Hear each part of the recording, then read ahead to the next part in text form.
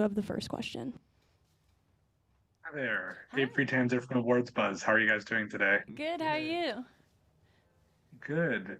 How much do you pay attention to what's happening in the present day of this show, and how does that affect your performances? Yeah, you go. I think for me personally, I always find that we're mirroring each other, so it's kind of crucial to kind of pay attention to it, but I don't get too in my head because I think you can look too far ahead and know what's coming. But I think it's a fun dance of knowing what's going on between each timeline to make sure that they merge together. Yeah, I force myself only to like read it one time just to like make sure that I know what's going on, and then I try and pretend that I forget everything that happens so that when it comes out I can watch it like a viewer, because it's like we know our timeline so well, so it's kind of nice to watch something as fresh as humanly possible. But you have to read it because there's just too much that correlates. Yeah, you're right.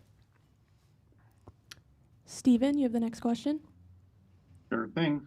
What aspect of your character did you enjoy portraying most that wasn't there in the first season, or that became more developed as this series went on? Well, Travis became like maybe less misogynistic over time, so that was interesting. Things changed for him a little bit. I think he just like was around people and you know he was put in his place real quick. So I think that was kind of a really interesting shift to be a part of. I think with Lottie, maybe that she started as a wallflower and then now she has this responsibility bestowed upon her, even though she isn't the antler queen anymore. I think there's still this energy of looking to her for reassurance. So that's an interesting and tough thing to play with. Yeah. Days, next question. Hi, I'm Days with Inverse. Thank you so much for making time to speak with us, and I especially want to thank Kevin because my New Year's resolution this year is to interview somebody from Degrassi, so achieved. Fab season 12, baby.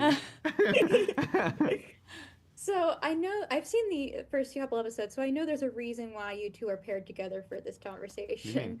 What's the dynamic between Lottie and Travis this season? Oh, it's a tough one.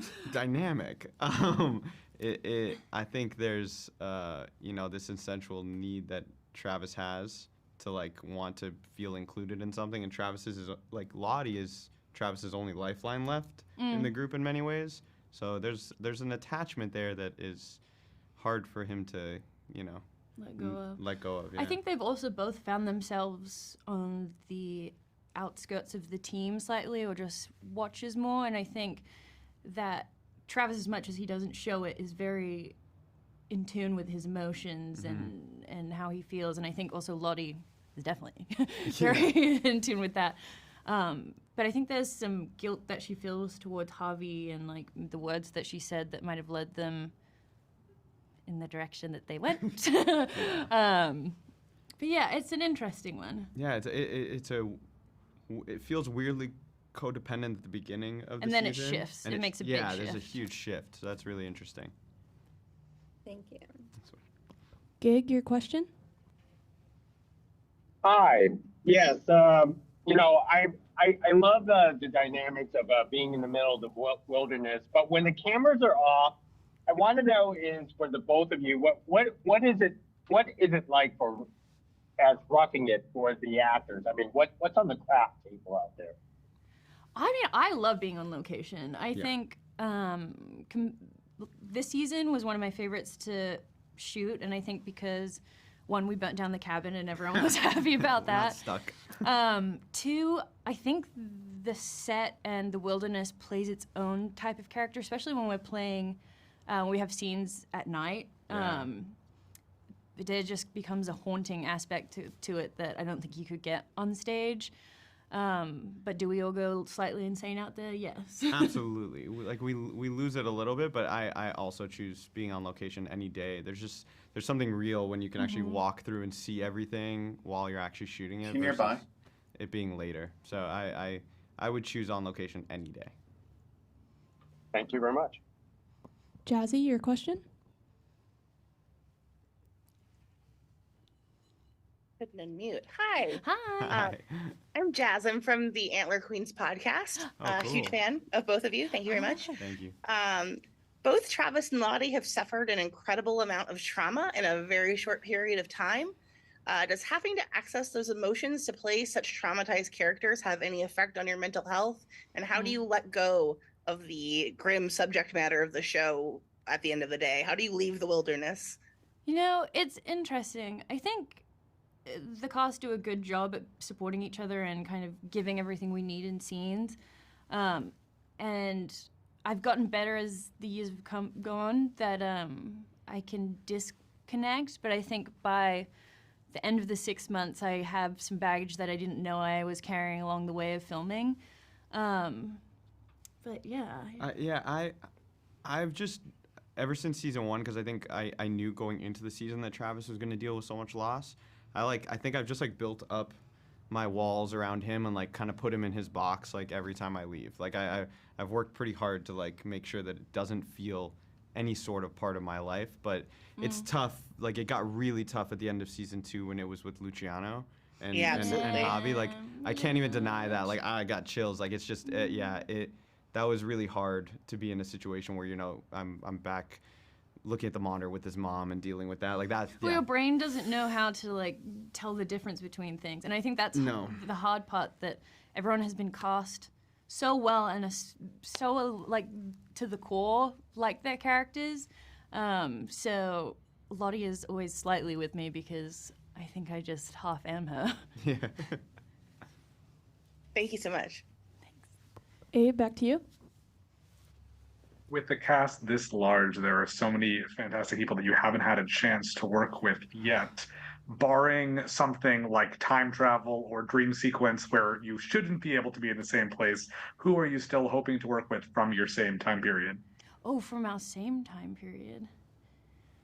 Who haven't I? Yeah. Who do you know? I haven't really worked. I actually haven't really worked with Misty and Mari very much at all. Like, I haven't. Yeah.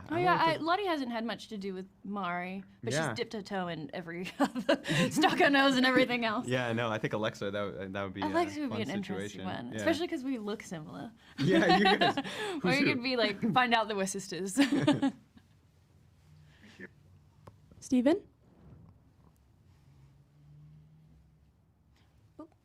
Sorry, you're muted.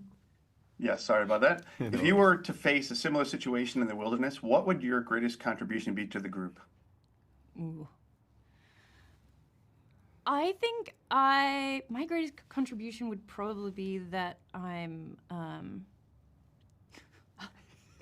don't know, I'd probably have a meltdown and that would not be helpful.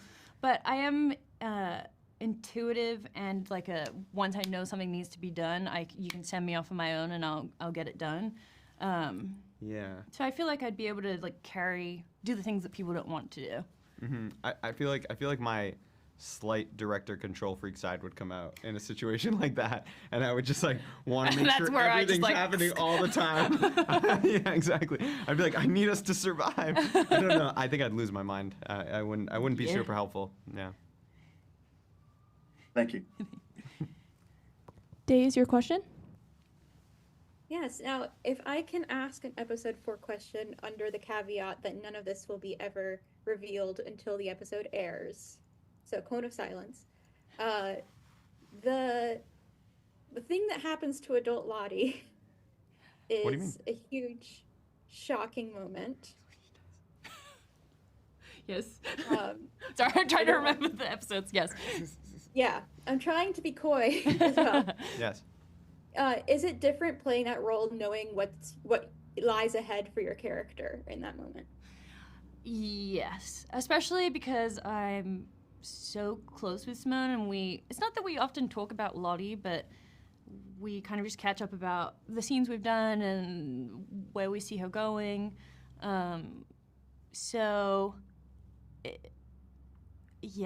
Yes. I think it's a yes. Yes. It's a yes. It's a hard one.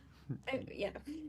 Sorry, I don't know how to say it without How do I saying say it. Say it, please. Yeah. Yeah, I mean, yeah, it feels like I'm losing a special part of me, and I think because I went into the pilot not having an adult version, and then season 2, I was like, yes, I'm like everyone else. Yeah. And then it just gets taken away. And Simone is so great and so beautiful and plays Lottie amazingly.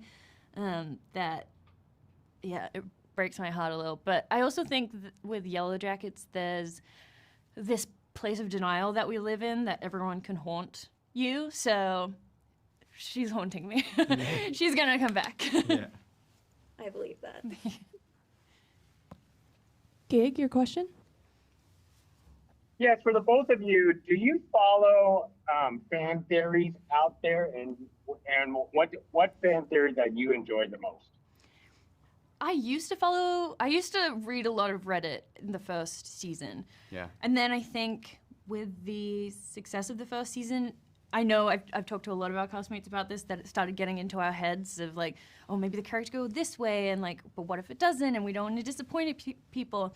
So now I try to be clear of it, but I get tagged in things all the time that, I got tagged in an incredible map that was the symbol, but it just explained everything. Like, I was like, oh, this has to be right. This is real. I have to show Bart and Ashley and see if it is. Yeah. Yeah. Yeah, I kind of just always knew like that Travis's direction was really complicated, and so I tried pretty hard to stay away from theories really early on, because I know it can I think it just like affects you as an actor sometimes to like know what everyone wants you to do, or what they want it to be. What they think they want. Yes. Too. And it's like that idea, like they only know what they can know, and so I try to avoid them, but some of them are just too funny. Mm-hmm. So they pop up on my timeline. Well said. Thank you very much. Thank you. Jazzy, your question? Thank you. So Lottie's no longer the leader this season, but she still has a lot of power over the entire group, including Natalie. Mm-hmm. What does Lottie envision her role within the group now, and will she continue to grasp for power, or is she satisfied to allow Natalie to be the leader? That's a well-layered question.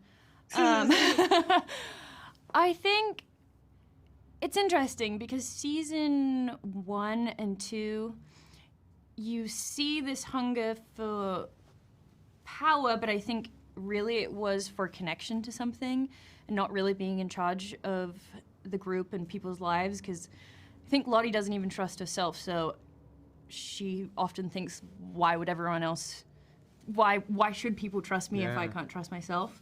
Mm-hmm. And so I think we see at the end of season 2 her really try to palm that off because of some of the pain that she's caused. But I think going to season 3, when I was talking to Bart and Ashley about it, is that whether she likes it or not, I think Lottie plays more of like the Pope role. That it's like church and state.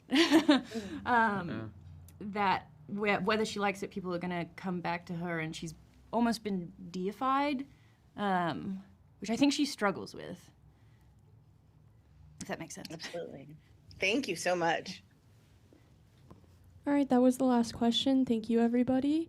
Please say your goodbyes and exit the Zoom room. Thanks, Thank you. guys. Thanks so much.